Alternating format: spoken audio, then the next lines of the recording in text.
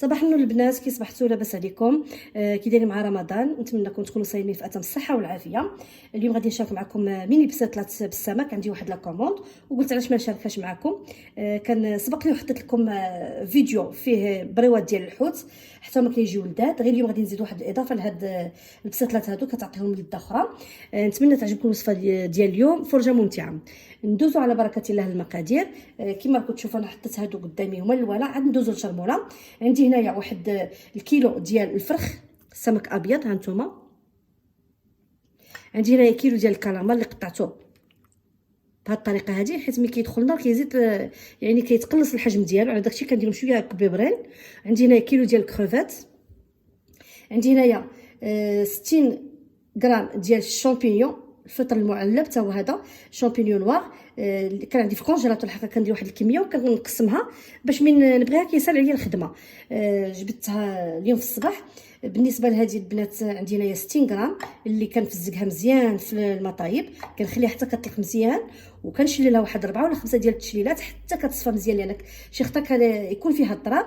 كنقطعها مزيان يعني كنقطعها في الهشوار. عندي هنايا 5 ديال الضويمات ديال فيرميسال دو غي، كتكون نوعيه ممتازه باش ما كتعجنش. هانتوما يعني ما كتعجن ما والو ملي كديريها، وما كتقطرش ما كتقطرهاش المده ملي كديريها في المطايب. يلا واحد 5 ديال الدقائق وكنحيدها وكنكب عليها الماء بارد باش كنحبس لها الطياب ديالها، لان الا بقات يعني كتصفيها وتخليها هكاك سخونه كتزيد طيب غير في ديك الحراره.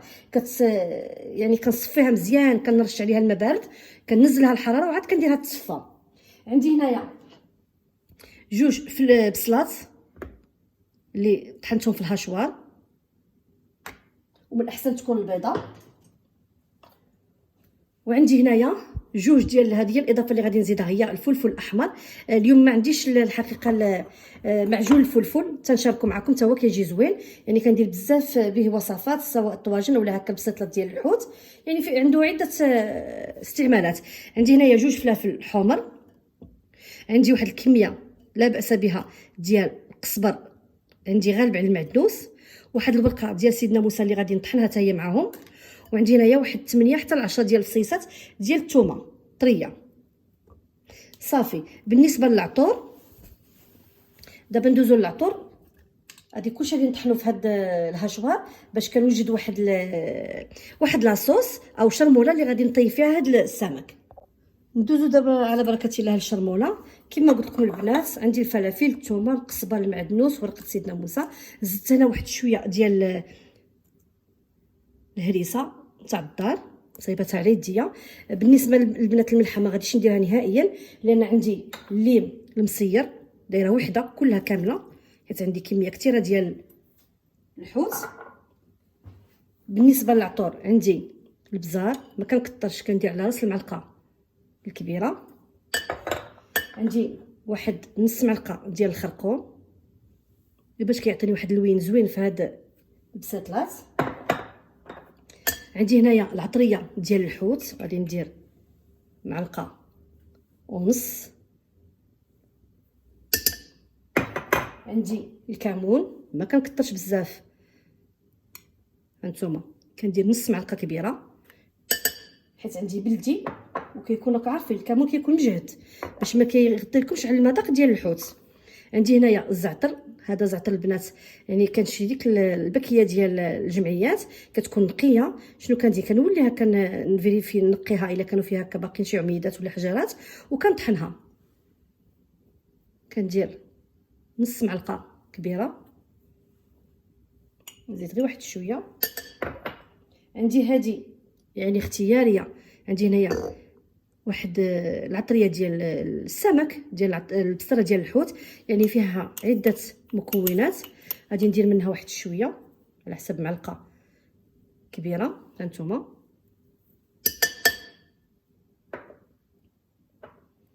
وغادي ندير صلصه السوجه. انا عندي هنا الثقيله، غادي ندير على حسب، المهم غادي ندير على حسب واحد 3 المعلقات كبار، ونشوف الا خاصني نزيد. كانت الخفيفه تقدري ديري حتى 6، حيت هذه الثقيله عاوتاني باش ما كتكحلش الحشوه. وبطبيعه الحال زيت الزيتون اللي غادي نضيفو باش نطحن هاد المكونات. صافي البنات، العطريه ديالي هي هذه اللي غادي نخدم بها. قلت لكم الملحه ما درتهاش، وسمحوا لي. غادي ندير واحد المعلقه كبيره ديال مركز الطماطم. صافي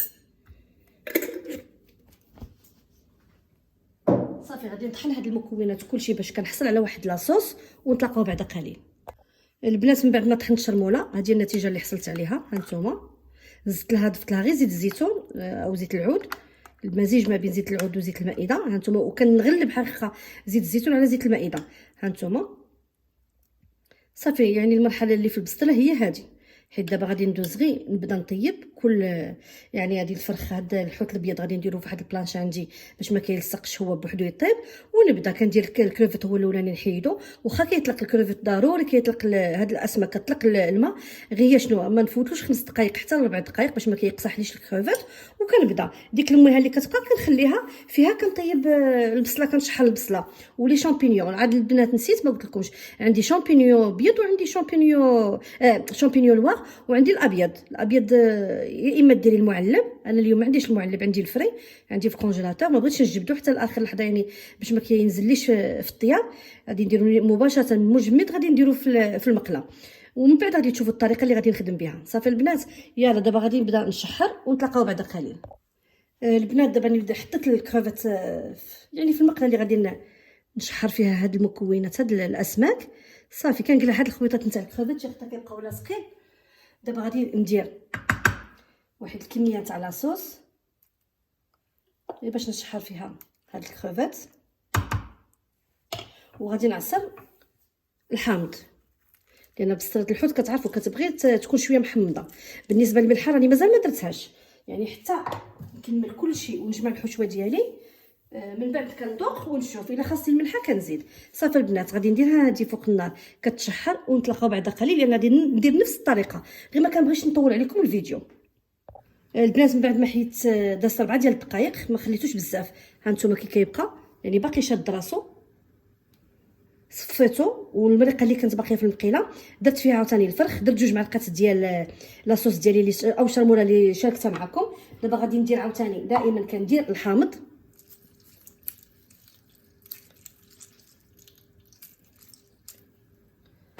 الا طاروا هكا طاحوا عظيمات كنحيدهم. صافي، وغادي نديرو عاوتاني فوق النار. بالنسبه للزيت اللي درتو الشرموله، ضروري ملي كنكون هكا نقلي السمك كنضيف عاوتاني واحد ربيع كاس في كل مقيله. الكروفيت درت فيه واحد ربيع كاس، كذلك غادي نديرو حتى في السمك الابيض، ونديرو في الكراميل. يعني مانيش دايره واحد الكميه كثيره ديال الزيت. صافي البنات، غادي نكمل بهذه الطريقه حتى نكمل كلشي الاسماك ديالي، ونتلاقاو بعد قليل. البنات من بعد ما طاب الحوت الابيض، ها نتوما كيبقى صحيح هذا الفرخ ما كيتفرتش في الطياب، واخا غير في المقيله، حيت كاين اللي كيديروا في الفران. صافي حتى هو غادي نهزو من المقله، ونفس المقله ما كنكثرش عليا الماعن، نفس المقله كنشحر فيها كلشي. صافي غادي نحيدو حتى هو.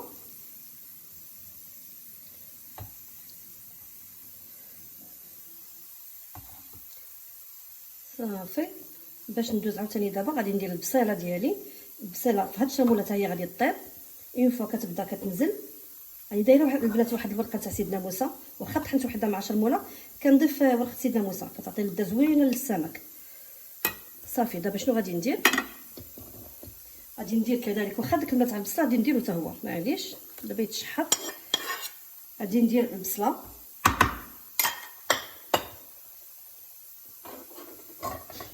حتى هي، دائما نزيد لها واحد المعلقه ديال شرموله، حيت فيها غادي نشرمل البصله. غادي نشرمل البصله مباشره. البصله ملي كتبدا تنزل غادي نضيف عليها شامبينيون نوار وشامبينيون بلون الفري. صافي دابا غادي ندوز عاوتاني نشحر هاد البصيله ونكملوا الطريقه ديالنا.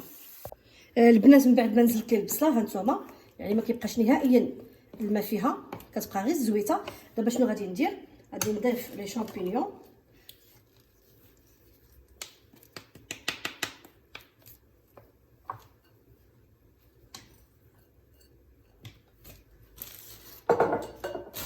بالنسبه للشامبينيون ديال هو هذا اللي كنخدم به، كيجي رائع البنات في الحشوات. كنقطعو هكا كبير. علاش كنقطعو كبير؟ حيت هو راكم عارفين لي شامبينيون اللي كيكونوا فري اون فوا كيدخلوا النار كينزل الحجم ديالهم. خليتهم هكا كبيبرين حتى كنطيب. الا بان لي غادي نزيد واحد شويه.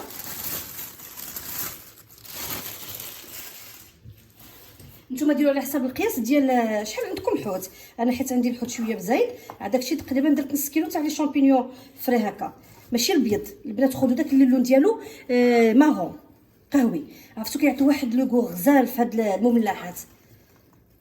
وما كيتغسلش لي شامبينيون. شي نهار ناخذ واحد نص كيلو ولا ونشارك معكم الطريقه اللي كنخدم يعني نغسلو به. ما كيتغسلش بالماء نهائيا، غير كيتنقى. كنحيدوا له واحد القشره كتكون من الفوق قهويه، هي هذيك اللي كتحيد. وكاين عنده واحد العويد من تحت كيتزول. انا ما كنديروش هذاك لان شويه قاصح في الطياب. صافي غادي نرجعهم فوق النار مباشره من كينزلوا وكيتشحروا مزيان هاد المكونات. بالنسبه لهاد الشامبينيون الا حيت هو غادي يذوب، غادي ينزل في الحجم ديالو يتقلص. الا بان لي كبير بزاف غادي نقسمو على جوج غير بالمعلقه اولا بالمقصفيصه ندوز عليه. صافي البنات، يعني دابا كملت البنات الشحال تاع كلشي، بقات لي غير الفيرميسال. الفيرميسال غادي نديرها بنفس الطريقه. اون فوا نكمل هادو غادي نخوي المقله ونمسحها، ما كنغسلهاش غير نمسحها باش الا بقاو فيها شي فرات هكا محروقين. نولي ندير الفيرميسال، كندير عليها عاوتاني واحد المعلقه ولا جوج ديال لاصوص ديالنا او شرموله، ونتلاقاو في المرحله الثانيه.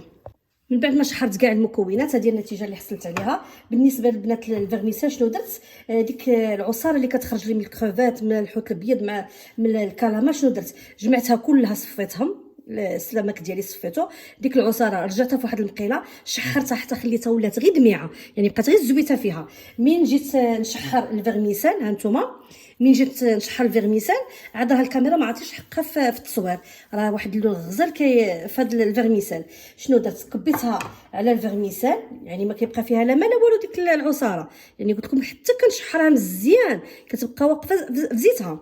زدت 3 جوج معلقات مشرموله اللي شاركت معكم وشحرتها. البنات دابا شنو غادي ندير؟ غادي نخليهم حتى يبردوا شي شويه، غادي نرجعهم في واحد البانيو كبير باش نقدر يعني نخلط جميع المكونات. والسمك الابيض حتى هو نفرتو. شنو كنخليها ليله كامله كما قلت لكم في واحد الشبيكه كتستقطر مزيان. المكونات اللي مازال ما ضفتهم، غرفيه ديال الفرماج الاحمر، لان ما كنبغيش نديرو دابا باش ما كيذوبليش، كيبقى واقف في البساطلات ديالي كيبقى باين. وكذلك غادي نزيد واحد على حسب حتى 4 المعلقات ديال القزبر والمعدنوس، كنخليهم حتى لغدا اللي من نجي نعمر باش كيزيد لهم واحد البنه. صافي البنات غادي نكمل بهذه الطريقه ونتلاقاو في المرحله الثانيه. هانتوما البنات من بعد ما جمعت الحشوه ديالي، هانتوما النتيجه كتجي رائعه. قلت لكم عاد غادي نزيد لها من تبرد، نزيد لها المعدنوس والقزبر، واحد 3 حتى 4 المعالق، واحد الغرفيه صغيره ديال الفرماج، يعني ماشي صغيره بزاف، في الموين الغرفيه. بالنسبه للحوت الابيض خليته هكا، يعني فرتته طريفات كبار حتى الغدا ان شاء الله. علاش ما بغيتش نديرو دابا؟ غادي نغطيه حتى هو ونخبيه في الثلاجه، غير في الثلاجه لتحت. علاش؟ لان غدا غادي عاد نزيد الفرماج وغادي نزيد الربيع باش ما يتفرتتليش هذا الحوت الابيض ويبقى حتى هو شاد راسو. بالنسبه للبنات ديك العصاره اللي بقات، هانتوما العصاره اللي بقات من الكروفات الحوت الابيض والشامبينيون ما نرميهاش حتى حاجه، ما كنرميها. رجعتها، ما تعكزيش عليها، رجعتها للمقيله وغادي نقص لها النار ونخليها حتى كتلبن حتى هي مزيان ونضيفها الحشوه ديالي. صافي البنات دابا كملت معكم هذه الوصفه. حتى غدا ان شاء الله نكملوا الطريقه ديالنا والطريقه ديال يعني الطويان ديال البساتلات اللي غادي ندير. البنات من بعد ما دازت ليله كلها على الحشوه اللي شاركت معكم تاع البساتله ديال الحوت، اول حاجه درتها خليتها حتى بردت في الليل. هاد الحشوه ديال الحوت زدت لها غير الفرماج، زدت الفرماج غير باش نخلط على حسب الملوحيه. راكم عارفين مع الصيام ضروري خاصني ندوق على حسب الملحه. باش عرفت واش نزيد الملحه ولا ما نزيدش، زدت واحد شويه الملحه لقيت شويه ناقصه. بالنسبه للحوت الابيض ما زدتوش بالليل، حتى اليوم الصباح زدته وزدت مع غرفيه ديال الفرماج وزدت معاه 3 المعالق كبار ديال المعدنوس. صافي هذه الاضافات اللي زدت. الطريقه ديال التعمر راها سهله، كنظن ان جميع السيدات كيعرفوا يصايبوهم. كندير واحد الكميه لا باس بها، كعرفي باش البسطره كتجي زوينه في المنظر ديالها، ما كتجيش خاويه. نحاول نعمر كاع الجناب. بالنسبه انا تقريبا عمرت كلشي البساتلات، بقاو لي واحد 3 ديال البساتلات بغيت نشاركهم معكم. بالنسبه للبساتل الاخرين شنو درت؟ شعلت الفران الفوق والتحت. حتى سخن مزيان. ما تدخلوش البساطل سواء تاع الدجاج اولا ديال الحوت، المهم اي ورق اي نوع ديال المملحات اللي فيهم الورقه ما تدخلوهمش على الفران بارد لانهم كيطبقوا. خاص الفران يكون سخون الفوق والتحت على درجه مرتفعه. انا ديرته على 320 وشعلته الفوق والتحت وخليته كيسخن. درت الفران تسخن مزيان ودرت الصينيه ديالي ديال البساطل كنشمعهم مزيان حتى كنحس بهم تقريبا بحال اللي درت لهم طيبه كامله. كيبقى لهم غير واحد شويه ديال التحمار وكنحيدهم. هانتوما البنات كنحاول كنحاول نضغط مزيان ماشي كاع يعني ما تزيريش بزاف باش ما كتطرطقلكش من التحت. كنولي نجبد وكنولي ندير ورقه اخرى، ودائما الملسه هي اللي كتكون برا والحرشه لداخل. صافي بهذه الطريقه وكنقلب. كندير هاد الجهه اللي كنت كنطوي عليها هي اللي غادي نديرها من الداخل بهذه الطريقه، ونحاول نقادها عاوتاني في المول وعاد نبدا نجمع الورقه. طريقه سهله. بالنسبه للزيت دايره فيه شويه ديال البابريكا او الفلفل الاحمر باش كيعطي واحد اللون زوين في الورقه. صافي بهذه الطريقه. كان شي حاجه زايده ديال الورقه نقصيها بالمقص.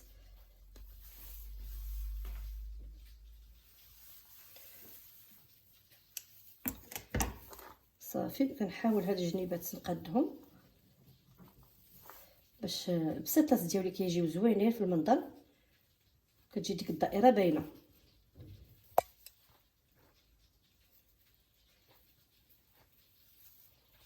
صافي وكنحاول عاوتاني نضغط شي شويه، يعني ما تضغطيش بزاف، اللي بحالي باش كنشكلوا البسيطات ديالنا على الشكل الدائري اللي حنا باغينو. صافي هانتوما شنو كندير؟ كنولي نهز غير من فوق الزيت وكندهن واحد شويه هكا. كنشد واحد العويد وكنتقبها باش ملي كتدخل الفران ما كتطرطقش، يعني كتلقى منين كتنفس الورقه بهذه الطريقه. صافي غنزيد معكم واحده اخرى. دائما الملسه هي اللي على برا الحرشه لداخل. كنعمر واحد الكميه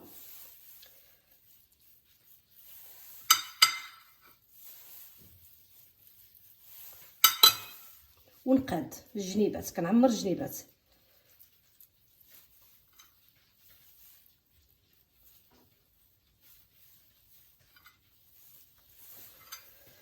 هاد شويه ديال الحشوه. صافي وحنا سالينا. بالنسبه لنا اخر صينيه هي هذه اللي في الفران مع هاد الحبيبات اللي شاركتهم معكم.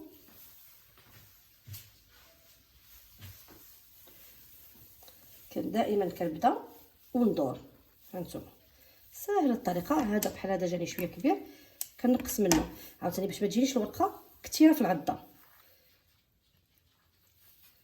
هانتوما ساهله. ونسد نحاول نقص شي شويه حيت بقيت لي ورقه اخرى غادي نضيفها باش ما تجيش غليظه. صافي ونحاول هنا عاد نقاد.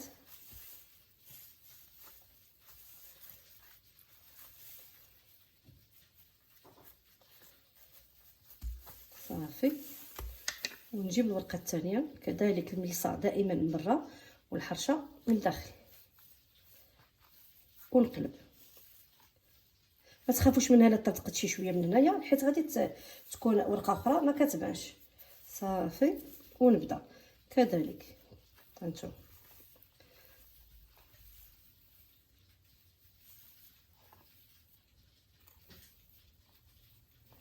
بهذه الطريقه.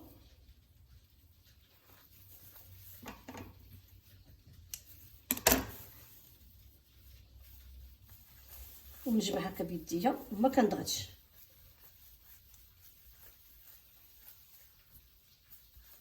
صافي كندهن واحد شويه باش الورقه كتجي مقرمشه ونتقبها ضروري باش كتنفس. صافي البنات غادي نكمل بهذه الطريقه. دابا ني دخلت الصينيه الفران باش كيتشمع لي البسيطلات ديالي ونتلاقاو بعد قليل. البنات هذوما البساتلات من بعد ما درت لهم تقريبا بقات لهم غير واحد 15 دقيقه كاع في الفران باش كيطيبوا. علاش كندير هاد الطريقه هذه؟ باش كنحمي البساتلات نتاع الحوت، وخصوصا ديال الحوت. نتاع الدجاج ما كيطرطقوش، نتاع الدجاج ما كنديرلهمش نص طيبه، يعني كلهم سواء نديرهم بالاناناس اولا بالمشماش اولا باي يعني حشوات ما كيطرطقوش الحلوين. ولكن تاع الحوت سبحان الله كيطرطقوا في الفران، واخا كديرهم جامدين كيطرطقوا. شنو كندير بالنسبه نتاع السمك؟ هذه الطريقه ديالهم. كندير في الفران حتى كيطيبوا لي تقريبا بحال اللي بقات لهم غير 15 دقيقه على الطياب باش كيتحمروا. عاد كنخرجهم من الفران، كنخليهم يبردوا، كنديرهم هكا في الطبيسيات، كنديرهم مفروقين، ما كنديرش شي فوق شي باش ما كيتلاصقوش. هانتوما شحال عطاتني واحد الكميه تبارك الله. باقي في الفران واحد 2 ولا 3 ديال الحبيبات كيتشمعوا. هانتوما تقريبا بحال اللي طايبين، باقي لهم غير واحد شويه. انا هاد الكميه هذه غادي نطيب الكميه اللي عندي نتاع لا كوموند، واللي بقى كنخليه حتى كيبرد مزيان. عاد كندير له بابي سولوفان بالحبه باش ما كيدخلهمش الثلج. اون فوا كنبغي نجي ونجمدهم، اون فوا كنبغي نطيبهم، شنو كندير؟ مباشره الفران سخون الفوق والتحت على درجه مرتفعه، كنجبدهم من الكونجيلاتور، نقلع لهم السلوفان ونديرهم في الصينيه وندفعهم الفران يطيبوا باش كيكملوا الطياب ديالهم ونزينهم. صافي البنات، دابا غادي نكمل الطياب ديال دوك الحبيبات اللي بقى لي في الفران، وغادي نطيب الكميه اللي عندي فيها لا كوموند وندير لها تزيين، ونتلاقاو في صحن التقديم. البنات هذه النتيجه اللي حصلت عليها من بعد ما كملت البساطات ديالي الطياب. حتى بقات واحد الساعه قبل 4 المغرب، عاد وليت رجعتهم الفران على درجه مرتفعه الفوق والتحت. عاد كندخلهم باش كيكملوا الطياب ديالهم. هانتوما كيجيو مقرمشين. بالنسبه للتزيين زينتهم بشويه ديال الفرماج واللي وزدت لهم شويه ديال البافون غير باش كنهرس الالوان. نتمنى تكون عجبتكم الوصفه ديال اليوم، وإلا عجبتكم ما تنساونيش بالبارطاج مع الاهل والاصدقاء، وما تنساونيش بلايك. دمتم في رعايه الله وحفظه، والى اللقاء.